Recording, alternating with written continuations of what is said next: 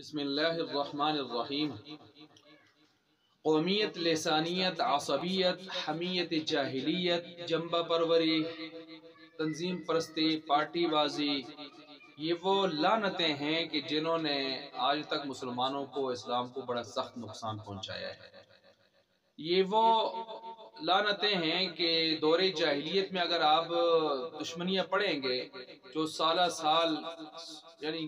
100 سال تک بھی جن کی دشمنی چلتی رہتی تھی، تو اس کے پیچھے آپ بنیاد میں پڑھیں گے تو یہی چیزیں آپ کو نظر آئیں گی۔ لوگ آر اور خار کا مسئلہ اپنے لیے بنا لیتے تھے، اپنے قوم، قبیلے کا، ان چیزوں کا، قومیت کا، لسانیت، عصبیت، ان چیزوں کا۔ چنانچہ آپ دیکھ سکتے ہیں کہ اس وقت بھی یعنی قومیت پر بھی ناز تھا، اپنے اپنے قبیلوں پر، قبیلوں کے دفاع میں، اور میراث بھی اسی کو ملتی تھی جو قوم کا، قبیلے کا گھوڑے کی پشت پر بیٹھ کر دفاع کر سکے۔ لسانیت پر بڑا ناز تھا کہ ساری دنیا کو صاحب لسان، یہ فصیح افصح، یہ جو فصیح العرب لوگ تھے، یعنی فصاحت و بلاغت والے عربی میں، یہ دنیا کو زبان کے لحاظ سے بھی کچھ نہیں سمجھتے تھے، اور عصبیت بھی ان کے اندر کوٹ کوٹ کے بری ہوئی تھی کہ جس کا ساتھ دیتے تھے چاہے وہ ظالم ہی کیوں نہ ہو، بس اس کا ساتھ دینا پڑتا تھا ان کو اور ساتھ دیتے تھے۔ تو حمیت جاہلیت ایک بیر بھی ان کے اندر ہوتی تھی کہ جب ایک انا پہ آ جاتے کہ ہم نے یہ کام کرنا ہے اور فلاں کو یہ کام نہیں کرنے دینا، تو پتہ بھی ہوتا کہ یہ غلط کر رہے ہیں لیکن پھر بھی وہ کرتے تھے، ڈٹ جاتے تھے اس کے اوپر۔ تو یہ چیزیں ان کے اندر موجود تھیں دور جاہلیت میں، اس وجہ سے اس کو دور جاہلیت بھی کہا گیا۔ تو اب بھی اگر یہ چیزیں کسی کے اندر موجود ہیں تو یہ بڑی خطرناک چیزیں ہیں۔ چنانچہ آج ہم دیکھ رہے ہیں آج بھی نقصان۔ اب دیکھیں آپ علیہ السلام کے دور میں بھی جب صحابہ شیر و شکر ہو گئے، آپس میں ایک دوسرے کے لیے رحم دل ہو گئے، رحماء بینہم کا مصداق ہو گئے، پھر بھی سازشی پارٹی کا جو رول ہوتا تھا وہ یہی کوشش ہوتی تھی کہ کسی نہ کسی طرح ان کے درمیان وہ پرانی جو آباء و اجداد کے دور کی دشمنیاں، یہ سلسلے تھے، ان کو دوبارہ سے جگایا جائے۔ چنانچہ ایک مرتبہ ہوا بھی اس طرح کہ پرانی دشمنیاں اور حالات جو ہے شعر و شاعری میں شروع کروا دی، تو قریب تھا کہ تلواریں نکل آتی، تلواریں نکل جاتی ہیں۔ آپ علیہ السلام باہر تشریف لائے اور آپ نے سخت الفاظ میں ان کو ڈانٹا کہ کیا آیا اب تک وہ چیزیں آپ کے اندر سے ختم نہیں ہوئی؟ آپ دیکھیں یہ بدر کے موقع پر جب کفار آ رہے تھے تو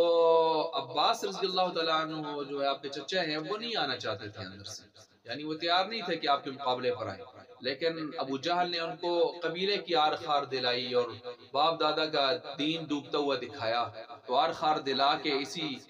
گویا عصبیت یعنی چیزوں کے اندر ان کو جو ہے لایا گیا۔ تو اب یہ یعنی ایسی چیزیں، ایسا ہتھیار ہے کہ شروع سے اس کو استعمال کیا جاتا رہا ہے مسلمانوں اور اسلام کے خلاف۔ آج بھی ہم دیکھ لیں یہاں مثلا ہزارہ کے اندر دیکھ لیں تو یہاں ضلع مانسرہ میں ہماری قومیت کا جذبہ بعض لوگوں میں بہت زیادہ ہے، بعض قوموں میں بہت زیادہ تعصب پایا جاتا ہے قومیت کے اعتبار سے، میں نہیں نشاندہی کرتا ہوں۔ اسی طرح جو ہے دوسرا لسانیت کا سلسلہ ہے زبان پرستی۔ یہ اٹک پار سے دیکھ لیں، پشتو والے بعض حضرات جو ہیں وہ پشتو کی وجہ سے خیبر پختونخوا دیکھ لیں، پہلے جو صوبہ سرحد ہوتا تھا، 80 ارب روپے کی سٹیشنری خزانے کی ضائع کی ہے، خزانے سے یہ پیسے ضائع کیے ہیں۔ کیا ضرورت تھی خیبر پختون نام رکھوانے کی اور لکھنے کی کہ وہ سٹیشنری 80 ارب روپے کی ضائع کر کے انہوں نے نئی سٹیشنری شائع کروائی؟ تو اس کی ضرورت کیا تھی آخر؟ اس سے صوبے کی کون سی ترقی اس پر منحصر تھی وہ وابستہ تھی اس کے ساتھ؟ تو یہ لسانیت ہے اور زبان پرستی ہے۔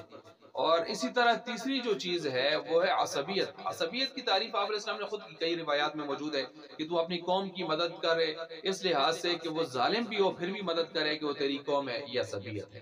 حمیت جاہلیت 26ویں پارے میں دیکھ لیں کہ مشرکین مکہ نے کہا یہ جو آپ علیہ السلام 1400-1500 صحابہ کے ساتھ عمرہ کرنے آئے ہیں، ہم نہیں چھوڑیں گے عمرہ کرنے کے لیے، کیونکہ انہوں نے ہمارے ساتھ جنگ کی ہے، ہمارے لوگ مارے گئے ہیں جنگوں میں اور فلاں، اور ہمارے باپ دادا کے دین کی انہوں نے مخالفت کی ہے اور فلاں فلاں۔ لہٰذا اگرچہ وہ جانتے تھے اس بات کو کہ بیت اللہ کا دروازہ کسی پر بند نہیں کیا جا سکتا، لیکن اس کے باوجود کہنے لگے ہم نہیں چھوڑیں گے بیت اللہ میں، جانتے ہوئے بھی کہ ہم زیادتی کر رہے ہیں۔ اس کو کہتے ہیں حمیت جاہلیت۔ ہمارے ہاں جنبہ پروری ہوتی ہے مثلا خاندان کا آدمی ہے، نہیں جی اس کے لیے کھڑا ہونا ہی ہونا ہے۔ عصبیت کی مثال وہ کراچی والے الطاف بھائی کے لے لیں، وہ الطاف بھائی آوازیں بلند ہوتی تھیں، اور جو بھی ہمارے اس پارٹی کا ہے تو ہمارا بھائی ہے، اور جو نہ ہو تو کوئی بھی ہو وہ ہمارا گویا دشمن ہے، اس طرح کی باتیں ہوتی تھیں۔ اور جنبہ پروری آج دیکھ لیں، جو اپنے اپنے دڑے بنے ہوئے ہیں، مختلف پارٹیاں ہیں، پارٹی بازیاں ہیں، کوئی سیاسی پارٹیاں، کوئی مذہبی پارٹیاں، اور پھر اس طرح لیڈروں کو اپنا بڑا بنا لینا کہ لیڈر غلط بھی کوئی کہتا ہے تو تعویلیں توجیہات آگے چھوٹے شروع کر دیتے ہیں، اور اگر وہ کوئی اللہ کے بارے میں، نبی کے بارے میں، صحابہ کے بارے میں کوئی خدا نخواستہ اس کی زبان سے پھسلی جاتی ہے چائنا کے چپل کی طرح، وہ پھر بھی آگے سے اس کی توجیہات تعویلات اس کر کے اس کو بچانے کی کوشش کرتے ہیں۔ یہ نہیں کہتے کہ اس نے غلط کہہ دیا سو اس کو اس طرح نہیں کہنا چاہیے تھا۔ تو بہرحال اس قسم کی چیزیں ہمارے ہاں پائی جاتی ہیں، یہ سخت نقصان دہ چیزیں۔ اب میں ان کے مذمت پر قرآن و حدیث سے کچھ چیزیں آپ کے سامنے پیش کرتا ہوں۔ مثلا قرآن کریم کہتا ہے یا ایھا الناس انا خلقناکم من ذکر و انثی وجعلناکم شعوبا وقبائل لتعارفوا۔ اللہ تعالیٰ سورہ حجرات میں فرماتے ہیں اے لوگو، ہم نے تمہیں پیدا کیا ایک مرد ایک عورت سے، اور پھر آگے اللہ تعالیٰ نے فرمایا وجعلناکم شعوبا وقبائل لتعارفوا، ہم نے تمہیں قوم قبیلے مختلف خاندانوں میں بانٹ دیا، تقسیم کر دیا۔ یہ کیوں بانٹا؟ لتعارفوا، تاکہ تعارف کے وقت میں تمہارا تعارف ہو جائے، تعارف کے وقت میں۔ اب دیکھیں جہاں تعارف کا وقت آئے، کوئی پوچھے مثلا آپ انتقال درج کروا رہے ہیں، پٹواری صاحب پوچھ رہے ہیں، آپ جو ہے ڈومیسائل بنا رہے ہیں، پوچھنے والا پوچھ رہا ہے وغیرہ وغیرہ، جہاں نہیں پوچھا جاتا وہاں پر کیا بتانا ضروری ہے کہ میں فلاں قوم سے ہوں، فلاں قوم سے ہوں، میری یہ قوم ہے، وہ قوم ہے؟ نہیں، اس سے فسادات یہ چیزیں ہیں، اس سے متکبرانہ سلسلہ اور اس سے شیطانی سلسلے آگے نکلتے ہیں جب آدمی ان چیزوں پر زیادہ زور دیتا ہے۔ تعارف کے لیے جہاں ضرورت پڑ جائے تو ٹھیک ہے بتا دے، کیونکہ قرآن ان کی تقسیم کا ان کی وجہ یہ بتاتا ہے کہ تعارف کے وقت میں تعارف ہونا چاہیے بس۔ یہ کوئی اعزاز یا اپنے لیے یا اس کو فخر اور تفاخر کی چیز سمجھ کے آگے لانا، یہ قطعاً اسلام کا مزاج نہیں ہے۔ ایک نقطہ تو یہاں سے یہ سمجھ آ گیا۔ دوسرا یہ کہ حدیث کو دیکھ لیں، پھر ادھر سے قرآن کریم بھی کہتا ہے من عمل صالحا من ذکر او انثی وهو مؤمن فلنحینہ حیاتا طیبہ، تم میں سے جو بھی مذکر مؤنث میل فیمیل کوئی بھی، چاہے جس قوم کا جس قبیلے کا کیوں نہ ہو، وہ ایمان لائے نیک عمل کرے، ہم اس کو پاکیزہ حیات طیبہ عطا فرماتے ہیں۔ اس میں یہ ضرور نہیں کہ فلاں قوم کا ہوگا فلاں قوم کا نہیں ہوگا، نہیں، قومیت کی تو بات ہی نہیں ہوئی، بلکہ اللہ تعالیٰ نے سورہ حجرات کی اسی آیت میں جو میں نے پہلے حوالہ دیا اس میں فرمایا ان اکرمکم عند اللہ اتقاکم، بے شک تم میں سب سے بہترین شخص وہ ہے جو اخلاق کے لحاظ سے سب سے بہترین ہو اللہ کے ہاں، یعنی تقوی کے لحاظ سے جو جتنا زیادہ متقی ہوگا، کیونکہ حدیث میں اخلاق کی بات ہوئی ہے کہ تم میں بہترین آدمی ہوا ہے جو جس کے اخلاق سب سے اچھے ہوں، اور اس آیت میں یہ بات ہو رہی ہے کہ جو تم میں زیادہ متقی پرہیزگار ہو، تو زیادہ تقوی والا ہونا اور زیادہ اچھے اخلاق والا ہونا یہ اللہ کے ہاں فضیلت کا معیار ہے، وگرنہ نہیں۔ ورنہ آپ علیہ السلام نے اپنی بیٹی فاطمہ رضی اللہ تعالیٰ عنہ اور اپنی پھوپھی صفیہ رضی اللہ تعالیٰ عنہ سے صاف کہہ دیا تھا کہ تم اعمال کر کے جانا، یہ نہ سوچنا کہ تم میری پھوپھی ہو یا تم میری بیٹی ہو، وگرنہ میں کل تمہیں صاف نہ کہہ دوں اللہ کے دربار میں کہ آج میں تمہیں اللہ کے مقابلے میں نہیں بچا سکتا۔ اے بنو ہاشم خیال کرنا، اس خاندان پہ ناز کرتے ہوئے نہ جانا، ورنہ میں صاف نہ کہہ دوں کل قیامت کے دن کہ میں تمہیں آج اللہ کے عذاب سے نہیں بچا سکتا، نہیں بچا سکتا۔ اور اللہ کے نبی نے ساری امت کو خطاب کر کے ایک بات سمجھا دی، من بطأ به عمله لم يسرع به نسبه لم يسبق به نسبه، کہ جس شخص کو اس کے عمل نے پیچھے دھکیل دیا اس کا نسب اس کو کبھی آگے نہیں لا سکتا۔ ان چیزوں پر ہمیں غور کرنا چاہیے۔ اسی طرح آپ علیہ السلام کی احادیث مزید آپ دیکھ لیں، آپ علیہ السلام کی ایک حدیث میں ہے کہ جس شخص نے عصبیت کی طرف دعوت دی لوگوں کو، یا جنگ کی اس نے عصبیت پر، یا اس نے جو ہے مرا اس عصبیت کے اوپر، تو حضور نے فرمایا لیس منا، اس کا ہماری امت سے تعلق ہی کوئی نہیں ہے، ہماری ملت پر ہی گویا نہیں ہے، ہمارے طریقے پر ہی نہیں ہے۔ دوسری حدیث میں ہے وہ موت جاہلیت پر مرا، جاہلیت کی موت پر مرا۔ تیسری حدیث میں ہے کہ ایک اور روایت میں کہ جب غزوہ احد ہو رہا تھا تو غزوہ احد میں ایک شخص ایسا بھی آیا جس کے بارے میں صحابہ کہتے ہیں کہ اس کا نام قزمان تھا اور پردیسی سا نانجان قسم کا شخص تھا جو ہم میں رہتا تھا، لیکن ہم جانتے پہچانتے اس کو زیادہ نہیں تھے، البتہ جب بھی اس کا تذکرہ ہوا تو حضور نے فرمایا یہ جہنمی ہے۔ تو غزوہ احد والے دن یہ بھی آگے شامل ہو گیا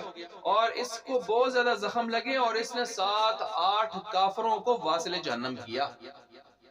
اور ہم حیران تھے کہ 7-8 کافر بھی مار چکا ہے، زخموں سے چور چور ہے، اور حضور اس کو جہنمی کہہ رہے ہیں۔ تو جب یہ زخمی تھا اس کو بعد میں ہم نے اٹھایا لے گئے اور اس کو ہم نے خوشخبری دی کہ آج تو خوب لڑا ہے، تیری بہادری کی ہم گواہی دیتے ہیں، تجھے خوشخبری ہو اس بات کی تو خوب لڑا ہے۔ اس نے آگے سے کہا کس بات کی خوشخبری؟ میں تو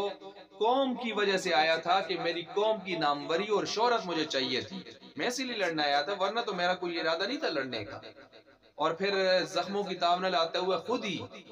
زخموں سے چور چور تھا تو اپنی ہی ترکش سے تیر نکال کے خودکشی بھی کر لی اس نے۔ تو دیکھ لیں جو عصبیت پر آ کے 8 کافر بھی واصل جہنم کر چکا ہے، لیکن اس کو پھر بھی جو ہے جہنمی کہا جا رہا ہے، اس کو بھی سوچنا چاہیے۔ اچھا فقہا بھی اس پر اتفاق کرتے ہیں کہ چند وہ لوگ کہ جن کا جنازہ نہیں پڑھا جائے گا، ان کو غسل نہیں دیا جائے گا، جنازہ نہیں پڑھا جائے گا، باوجود اس کے کہ مسلمان ہیں، ان میں ایک عصبیت پر مرنے والا، ڈاکہ زنی میں مرنے والا، مسلم حکومت کے خلاف بغاوت میں مرنے والا، اس کے طرح کے جو ہیں ان کا جنازہ نہیں پڑھا جائے گا۔ اچھا یہاں اس کے ساتھ ساتھ ایک اور نقطہ بھی ذہن میں رکھ لیں، وہ یہ کہ اس میں کوئی شک نہیں ہے کہ قوم اور وطن کی محبت یہ جائز ہے، قوم اور وطن کی محبت جائز ہے، یہ تو ایک فطری چیز ہے، انسان کو اپنے وطن سے بھی محبت ہوتی ہے، وطن کی مٹی سے محبت ہوتی ہے، اور ساتھ ساتھ جو ہے اپنی قوم سے قبیلے سے محبت ہوتی ہے، لیکن اس طرح محبت کرنا کہ دوسروں کو ہلکا سمجھنا، ان کی پگڑیاں اچھالنا، ان کو حقیر جاننا، یہ سراسر غلط ہے، اس کی اسلام میں کوئی گنجائش نہیں ہے۔ اچھا اپنی قوم سے محبت، اس کی جواز کی میں مثالیں دے رہا ہوں۔ مثلا سنن ابی داؤد میں روایت موجود ہے کہ بہترین شخص وہ ہے جو اپنے قبیلے کا دفاع کرے، آپ علیہ السلام نے فرمایا، لیکن شرط لگائی، بشرط ہے کہ شرط یہ ہے کہ یہ حمایت گناہ پر نہ ہو، گناہ کا سبب نہ ہو، گناہ کا سبب نہ ہو۔ اچھا اب اس کی ایک میں مثال آپ علیہ السلام کی سیرت سے دے رہا ہوں۔ مثلا 15 عام الفیل میں جب قریش اور بنو قیس ان دو قبیلوں کے درمیان میں حرب فجار، آپ سیرت کی کتابوں کو اٹھائیں آپ کو یہ ملے گی حرب فجار، کہ جو محرم کے مہینے میں ہوئی، تبھی اس کو فجار بھی کہتے ہیں، تو جنگ ہوئی، اور اس وقت آپ علیہ السلام کی عمر جو ہے چونکہ نبوت سے پہلے تھے آپ، 20 سال عمر تھی آپ کی۔ اس جنگ میں اگرچہ آپ شریک ہوئے کیونکہ اس میں آپ کا قبیلہ قریش بھی تھا، اور ظاہر بات ہے قریش قبیلہ اور قبیلے کی آپ محبت ہوتی ہے، لیکن اس میں یہ بھی تھا کہ یہ قریش یہاں پر سچائی پر تھا، اور جو ہے وہ حق پر تھا، سچائی پر تھا، اور مقابلے میں جو بنو قیس تھے وہ ظلم زیادتی پر تھے، تو اس وجہ سے اب مظلوم کا ساتھ دینا تھا، تو قبیلہ بھی اپنا مظلوم ہی تھا اس معاملے میں، اس وجہ سے ساتھ دیا، لیکن اس ساتھ دینے کے باوجود چونکہ یہ مسئلہ پھر بھی ایک قبیلے کا تھا، قبیلے کی لڑائی تھی، تو اس وجہ سے آپ نے خون خرابے میں شریک نہیں ہوئے، کچھ تو خون میں شریک نہیں ہوئے، بلکہ آپ صرف اور صرف اپنے چچاؤں کو تیر پکڑواتے رہے، صرف اس میں تیر پکڑواتے رہے، آپ کچھ تو خون میں شریک نہیں ہوئے، باوجود اس کے کہ قبیلہ آپ کا سچائی پر تھا، یعنی آپ نے نبوت سے پہلے بھی اتنی احتیاط کی ہے،